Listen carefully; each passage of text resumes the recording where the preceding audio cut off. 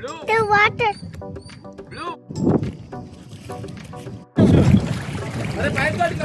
అవునరా అది ఇంత సన్న వేరే ఇది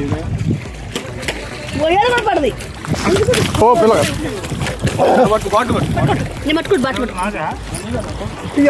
చిన్న చిన్న చిన్న చిన్న ఈడే ఆన్లో ఉందా కృష్ణ అజు నాకు దారుతారు ఏమనుకున్నావు దారుతుందని నేను చెప్పేది ఎందుకు దాన్ని అవసరమైందా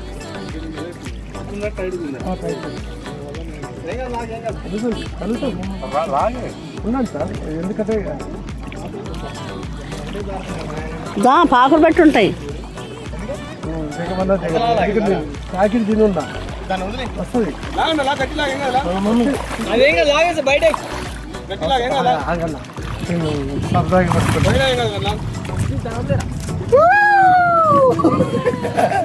చూపి చూపి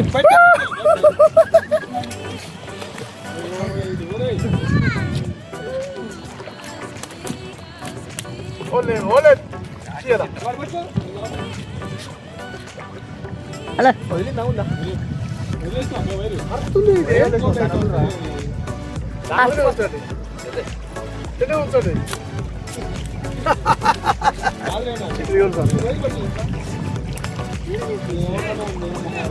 సక్సెస్ గ్రాండ్ సక్సెస్ ఇదైతేనా నీ తృప్తి తీరిందా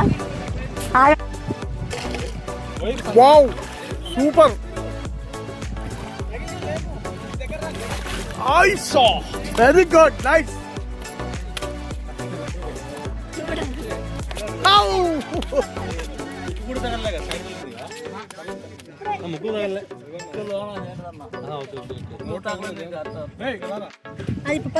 సుమారు కేజీన్నర ఉంటుందా కేజీన్నర పైన ఉంటుంది రావు వేసాడు పోయింది అబ్బాయి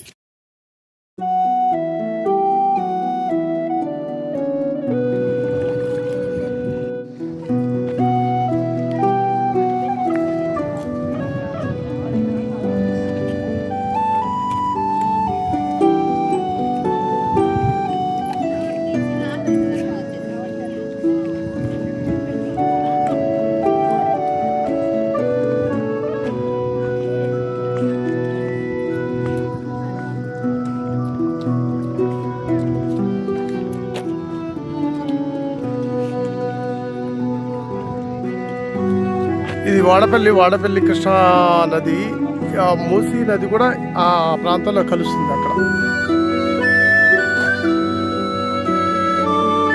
హైదరాబాద్ నుంచి వచ్చే మూసీ నది ఆ ప్రాంతంలో కలుస్తుంది అక్కడ ఆ కృష్ణానదిలో బోట్ షికార్ చేయడానికి 10 మంది కలిసి 10 మంది కలిసి 1000 రూపాయలు ఛార్జ్ చేస్తారు. ఈ బోట్లో ఆ చివరి నుంచి ఆ చివరి దాకా తీసుకొస్తారు. 1000 రూపీస్ తీసుకుంటారు.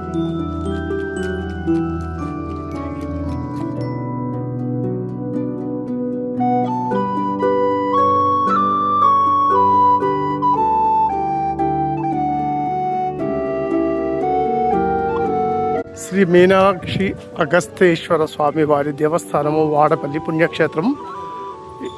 ఇది శివాలయం ఘాటు వాడపల్లి కృష్ణానది ఒడ్డున కొలువై ఉన్నది. ఇది శివాలయం టెంపుల్.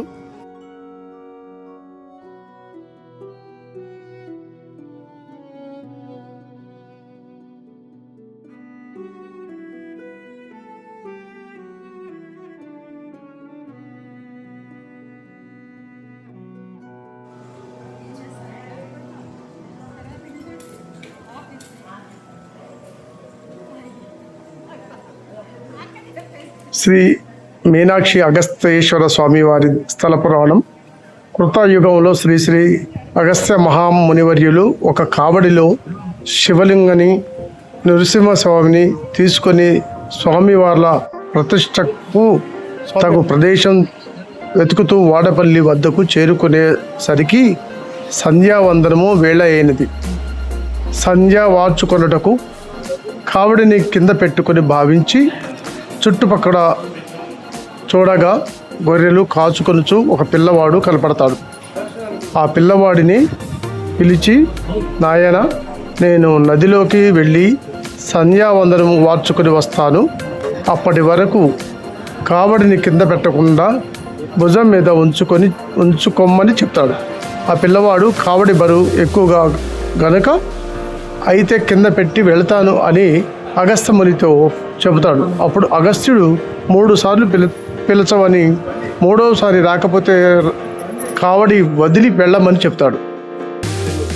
ఆ పిల్లవాడు కొంత సమయానికి చూసి అగస్త్యముని రాకపోయేసరికి 3 సార్లు తాత తాత తాత అని కేక వేసి 3వసారి కూడా రాకపోయేసరికి కావడిని కింద వదిలి వెళతాడు. అగస్త్య మహాముని సంధ్యావందనం వార్చుకొని వచ్చి క్రింద ఉన్న కావడిని భుజానికి ఎత్తుకోవడానికి ప్రయత్నిస్తాడు. ఎంత ప్రయత్నించినా కావడి పైకి లేవదు. అదే సమయంలో ఆకాశం నుండి, ఈ ప్రదేశం చాలా పవిత్రమైనది, మమ్ములను ఇక్కడే ప్రతిష్ఠ చేయమని సందేశం వినిపించింది. స్వామివారి కోరికపై అగస్త్య మహాముని శివలింగను నృసింహస్వామిని ప్రతిష్ఠ చేసి వెళతాడు. తదనంతరం ఒకరోజు బోయేవాడు ఒక పక్షిని వేటాడుతుండగా ఆ పక్షి శివలింగం చాటుకు వచ్చి శివుడిని శరణు వేడుకుంటుంది. ఆ బోయేవాడు ఆ పక్షిని పట్టుకోవడానికి రాగా శంకరుడు ప్రత్యక్షమై, నన్ను శరణు వేడి వచ్చిన పక్షిని నీకు ఇవ్వను, నీకు కావాలంటే పక్షి ఎత్తు మాంసం నా తలలో తీసుకోమని శివుడు బోయేవానికి చెప్తాడు. బోయేవాడు తన 2 చేతులు పెట్టి లింగాకారంలో ఉన్న శివుని తల నుండి 10 వేళ్లతో మాంసం తీసుకుంటాడు.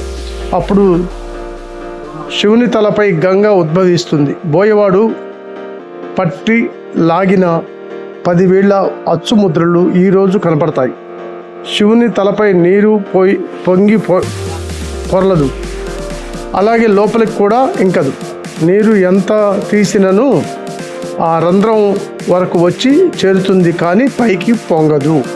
ఇది రెడ్డి రాజుల కాలంలో సుమారు 600 సంవత్సరాల క్రితం చెట్లు పుట్టలతో కప్పబడిన శివలింగం ఆన వేమారెడ్డి భీమారెడ్డి గార్లకి కనిపించింది. అప్పుడు వారి యొక్క పాలనలో వారి ఆలయం నిర్మించారు. ఒకనాడు శంకరాచార్యుల వారు వారి శిష్య బృందంతో ఈ ప్రాంతంను పర్యటించుచు శివలింగం పై నీటిని చూసి వారికి నమ్మకం కలగక ఒక ఉద్ధరినికి దారం కట్టి శివలింగంపై గల ఆ రంధ్రంలోకి వదిలారు. దారం ఎంత వదిలినో ఆచుకి దొరకక ఉద్ధరిని లోపలికి తీస్తారు. అప్పుడు ఉద్ధరునికి ఒక రకమైన రక్తపు మరకలు ఉండుట శంకరాచార్యులు గ్రహించి, దేవుణ్ణి పరీక్షించుటకు నేను ఎంతటి వాడను అని గ్రహించి స్వామివారికి శాంతి పూజలు నిర్వహించి వెళ్ళినట్టు శాసనంలో వ్రాయబడి ఉన్నది. ఈ స్వామి చాలా మహిమగల స్వామిగా ప్రసిద్ధి చెందుతారు. సర్వే జన సుఖినో భవంతు, లోక సమస్త సుఖినో భవంతు.